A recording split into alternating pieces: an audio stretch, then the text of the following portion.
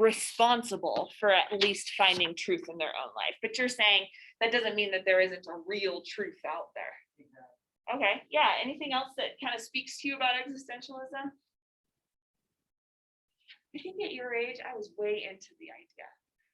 I was skeptical of when people told me that there were meanings that I had to follow, and so I really liked this idea of like, rejecting that stuff, being a total rebel. Peyton? I agree. Like, I feel like there isn't really just. I feel like there is definitely a meaning to life. But there's not just one. Got it. Yeah. Like everybody kind of different, but Yeah. there's definitely a meaning. Yeah, but it's like maybe we don't have access to that meaning, like maybe we can't ever possibly know that meaning, and so you have to figure things out for yourself. Bridger? Like I agree with that on the fact that there's like more life, but I also think this has some truth in the fact that Mhm. because I mean, like you have like interests, you have hobbies, if you like really get into them, you can become Yeah, you can kind of absolutely. Did you guys see the movie Soul? That's an existentialist movie. If you're like struggling with this concept, that movie adheres to existentialism in a lot of ways. Like he imagines that he has this overall purpose to his life. I apologize if you haven't seen it and you're just lost for a few minutes here. But he's like, my purpose in life is to become a great jazz musician, right? And it's kind of like his ambition. And he feels like I'm put on this world. I was put on this world to become this great musician, But when he dies and he sort of like doesn't accomplish that goal and he feels like I got to get back to earth in order to accomplish that goal, like he starts to realize that maybe in these hobbies and in the way you experience the world, and there's all these other ways for you to find your own kind of meaning in individual moments. I think that's a pretty beautiful idea. It takes a lot of the pressure off too. Like you don't have to like necessarily live up to any potential, because the existentialists would say you don't have any potential, don't worry about it. Your potential is just who you are in the moment and how you're going to experience that moment. So in that way, it's cool. What do you not like about the idea, though? So maybe we don't like this idea that there is no objective morality. Yeah, Zach. It's kind of depressing just thinking there's no real purpose in life. There's nothing to do. You're just kind of like a useless lump of flesh here on earth until you die, and that's it. It's sad. Yeah, that word useless makes it sad. But why is that, though? Why is it so sad? I mean, it's just people like think there's some like greater cause than this. It's got to be something better than this. So if you're living this life and you're like in school, right, and day to day it's a bit of a drudgery sometimes, and that's, spoiler alert, that is also true for when you're an adult and you're in a job. Sometimes like you can't really enjoy the moment, and if you can't have something larger to grasp onto, then that could send you spiraling. That could be so depressing. Peyton? What I feel like people, one of their like our favorite things, just objectively, is like to be something. That's why there's like so many clubs and there's so many things that you have to participate in. It makes you feel like you're wanted. This makes you feel like nobody cares. Yeah. You don't matter. Right, exactly. It's the opposite of a TED Talk. Yeah, it is. And you're not wanted because you don't know other people. Like the essential you can't be wanted because nobody knows who you are, which is so isolating. Existentialism can be so lonely. Bridger and then Nat. So when talking about like there's no right or wrong, I feel like that's not true. Although maybe there's not like ordained from like God, like right and wrong. Yeah. There's still like morally like rights and wrongs. Like you can't like essentially like it's bad to like steal, that's a lie, like murder someone. And like although like I mean there's laws in like our country, maybe like some people think like it's not like really like fully constituted like a God or whatever. Right. It's still like morally like there's still like rights and wrongs.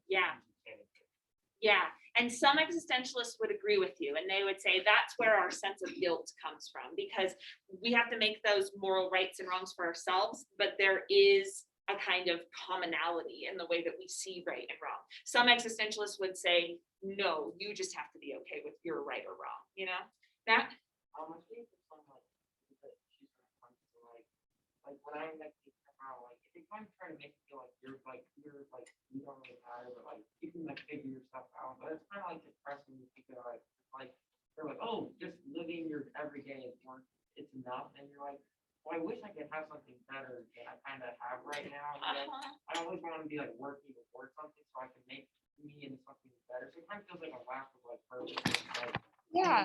fun, you know, I'm just doing it. Kind of sad. It's like, oh, this is like, Yeah, it kind of like gets rid of like the happiness of having an ambition and knowing that the hard things you do are for a purpose, and so that you can like look forward to something, right?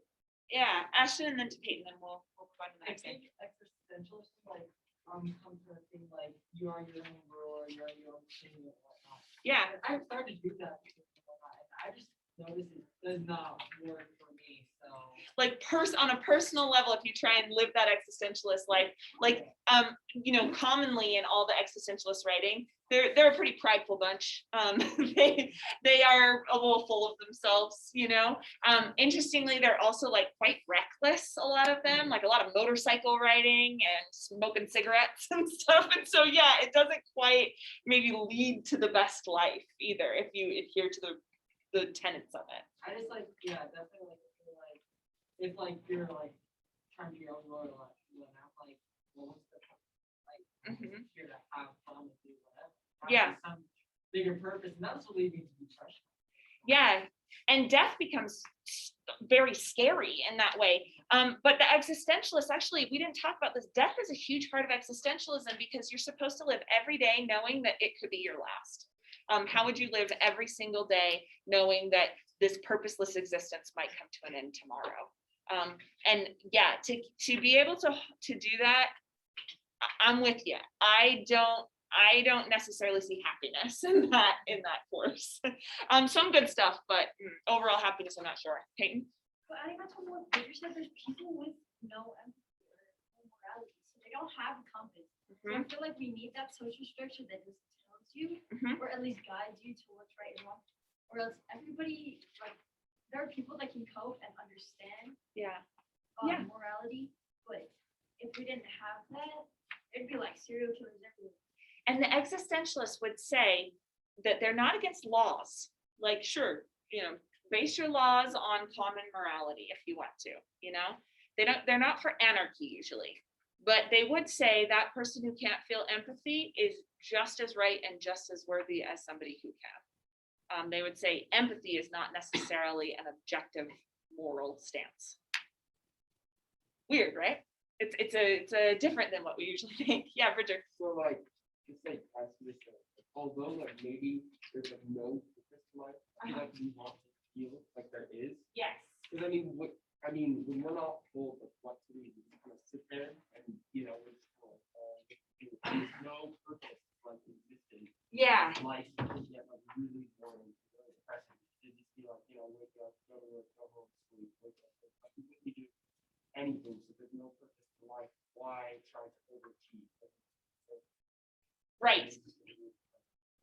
Absolutely. And I think that is such a good segue into talking about the metamorphosis here with this idea. In what way are you seeing ideas of existentialism coming forward in the metamorphosis? Yeah, maybe. He turned into a bug, but I feel like the only thing that gives him purpose is work. So that's the only thing that gives him. Yeah. So it's like if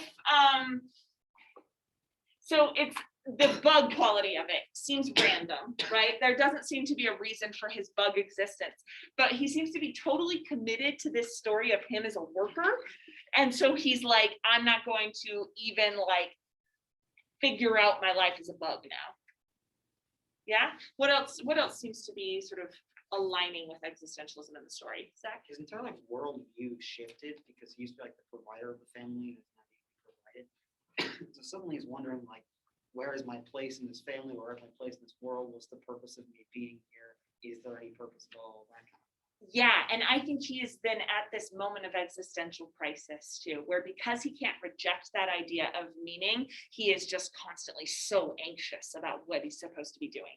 Aspen? Well, this is actually, it's like, he thinks his whole purpose is to work.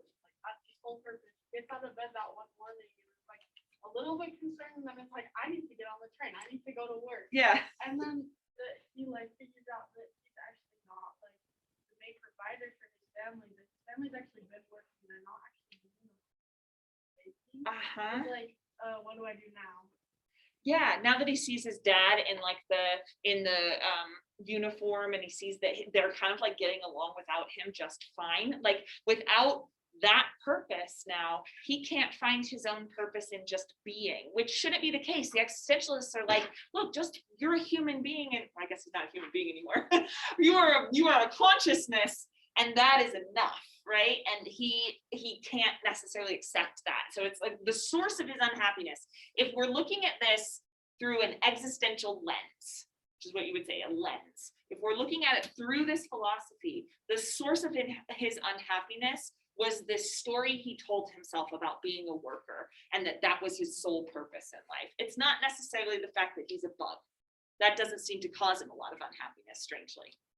Yeah, Maggie. Adding on to that, I think it's just like when he realized what actually was like going on around him, seeing surroundings, seeing more than what he usually just sees in life. He just kind of just like, I don't have to do anything. He almost like lost hope, I guess.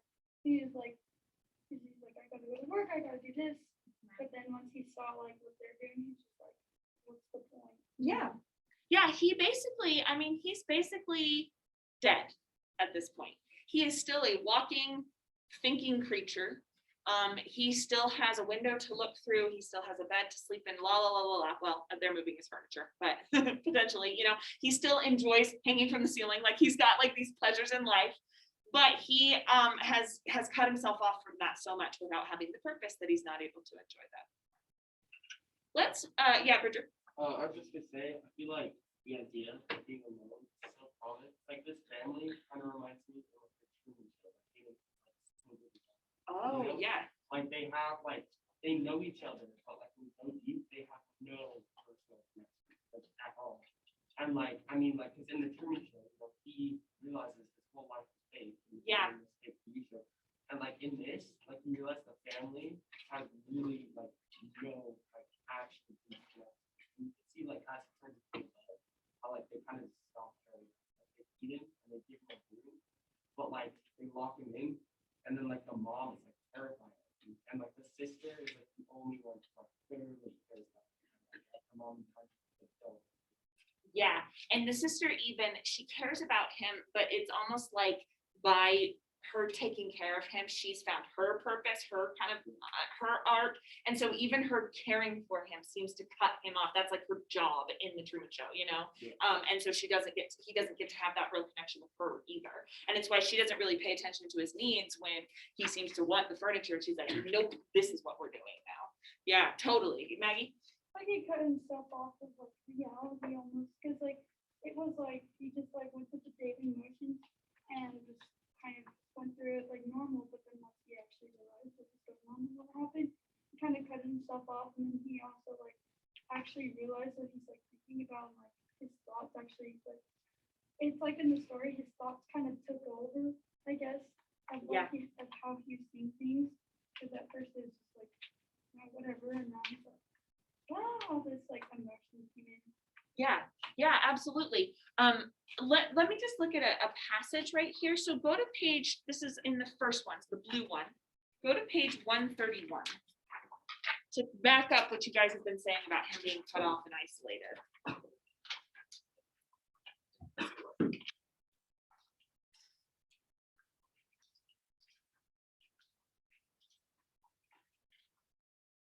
So he has like a little bit of panic at the beginning. He's thinking about like, I've been overcome. I no longer have any agency. Like it's that existential problem of if you feel like you've got this overarching purpose, sometimes you feel like you're not fully in control of your own life, which he felt with his working condition. I'm not in control of my own life.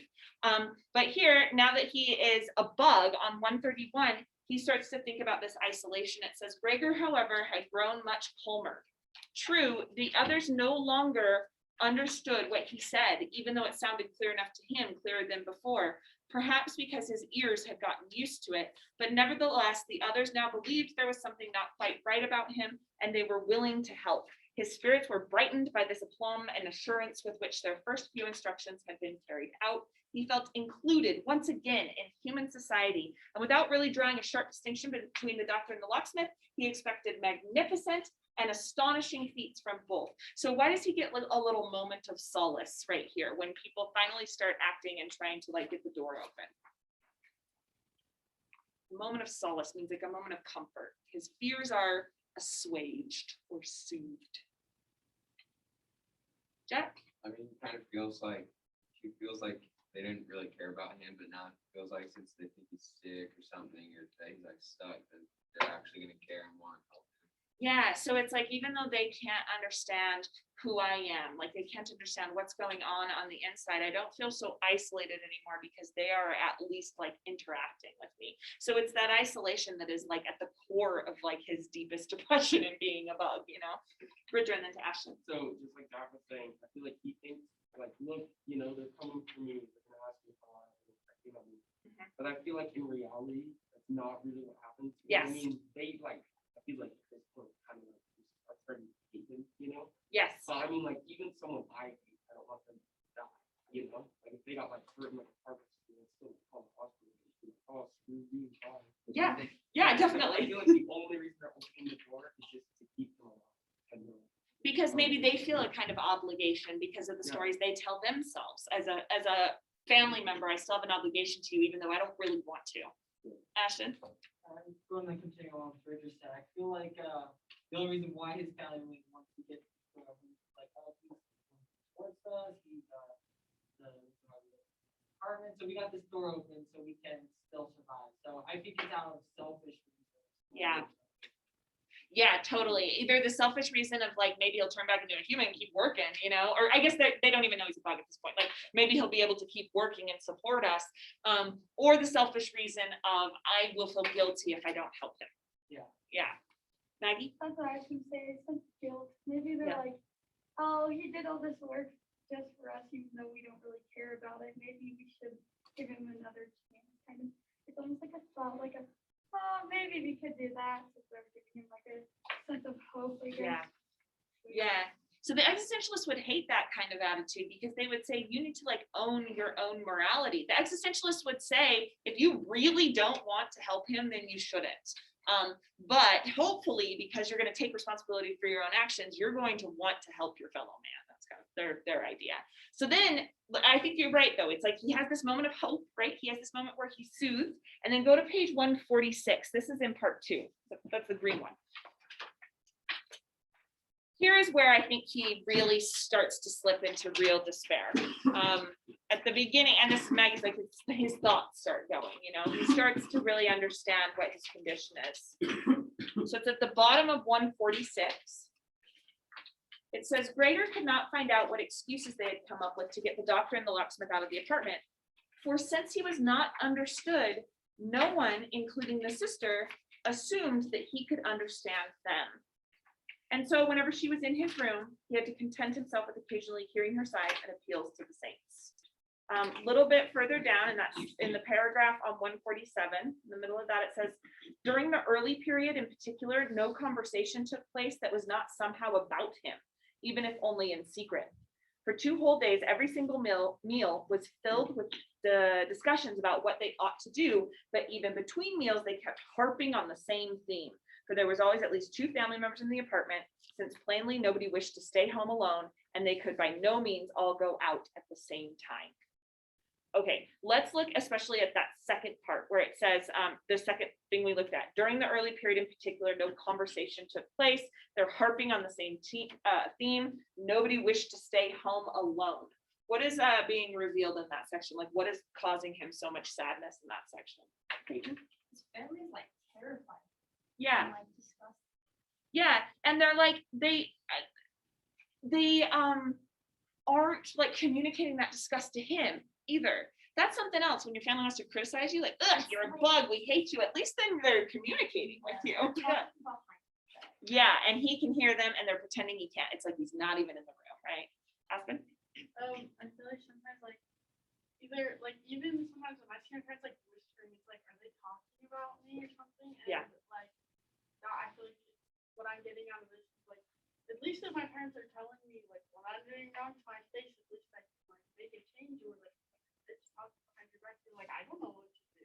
kind of stuck. Yeah, I love that. It's this feeling of being stuck when people are talking behind your back. What else is so awful about people talking about your back instead of just saying it to you?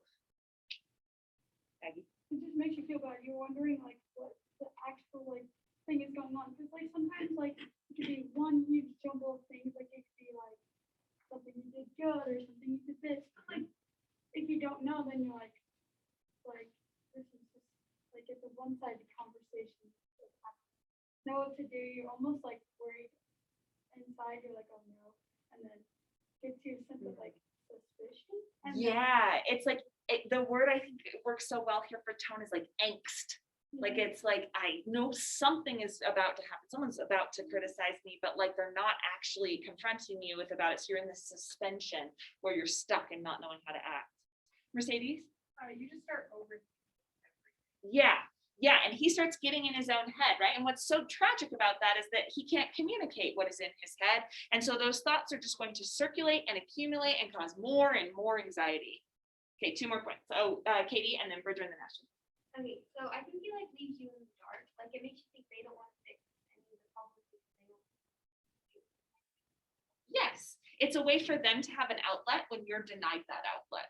Yeah, Bridger? Just like Katie was saying, like they're like completely terrified of it. Yeah. And me and Matt on the quote on 153, it just says, but not only did she come in, she actually recoiled and closed the door. Yeah. And then it says an outsider might have honestly felt greater from the ambition factor.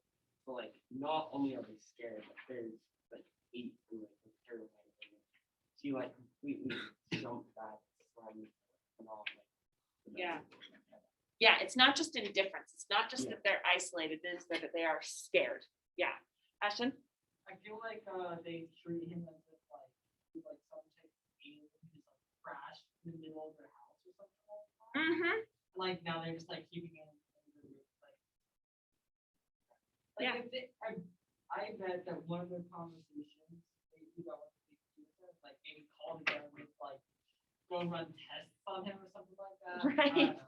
Right. And you know what gives me that feeling? It's the part where it says nobody wished to stay home alone. Nobody is going to be staying home alone because Gregor's stuck there. He can't leave and walk around the city as a bug, right? And yet the way they think about it is it is just the 3 of them now.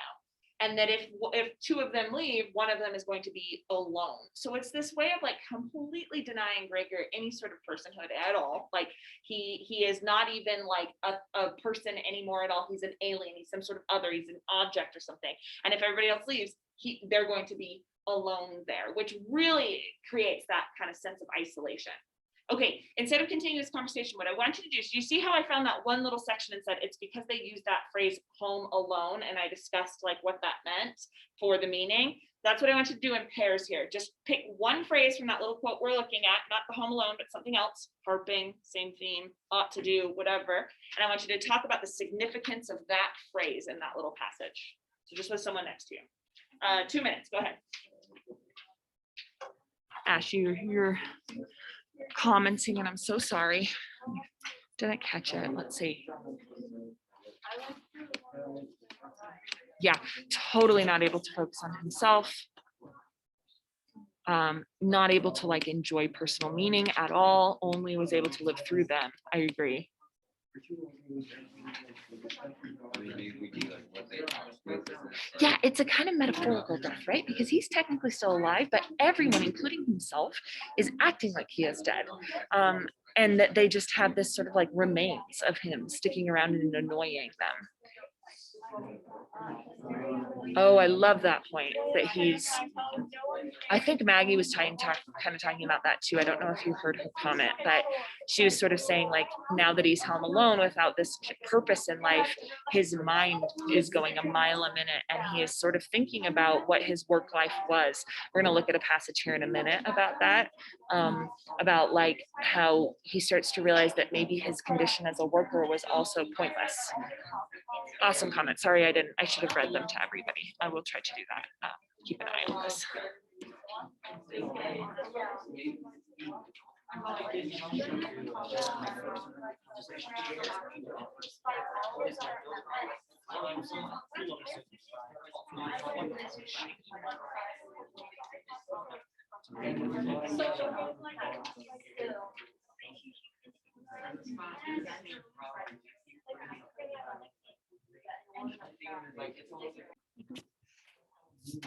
Okay, so we're gonna read a little section.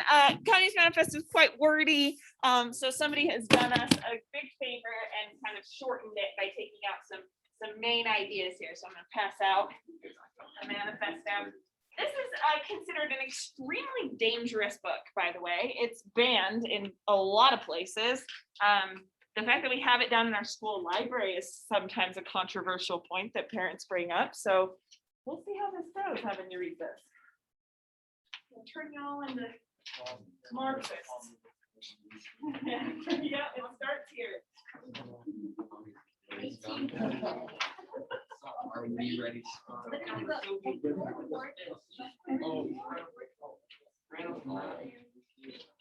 Okay, so what I want you to do is let's read up until paragraph 14. So we'll read through paragraph 14.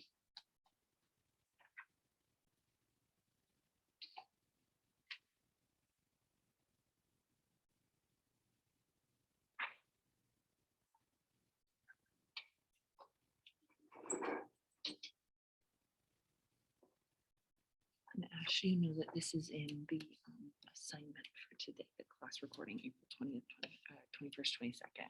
You can get your copy of the excerpt.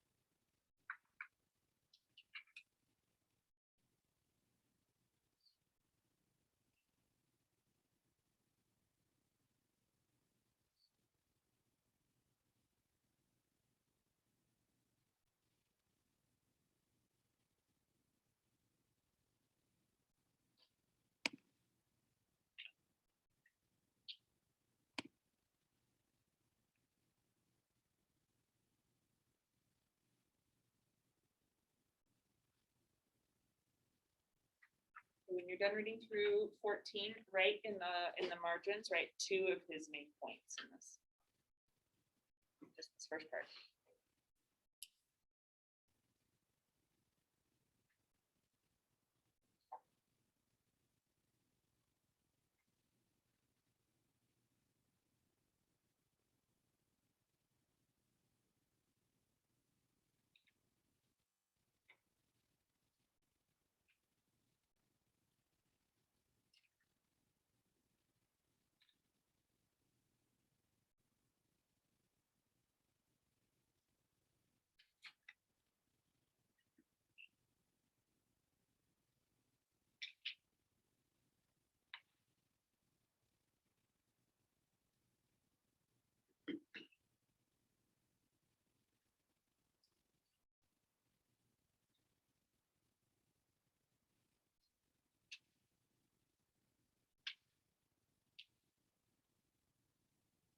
Okay, check in with each other now.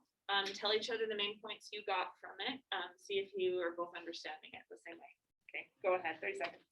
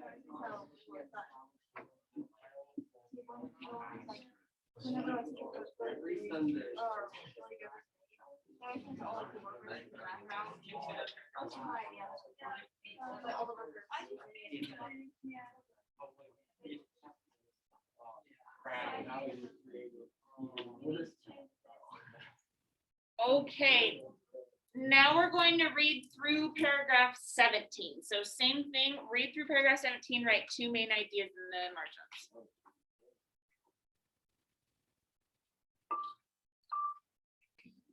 Okay, in the next section, you're thinking especially about what exploitation means when he's saying that exploitation is veiled by religious and political illusions, naked, shameless, direct, brutal exploitation. What does that mean?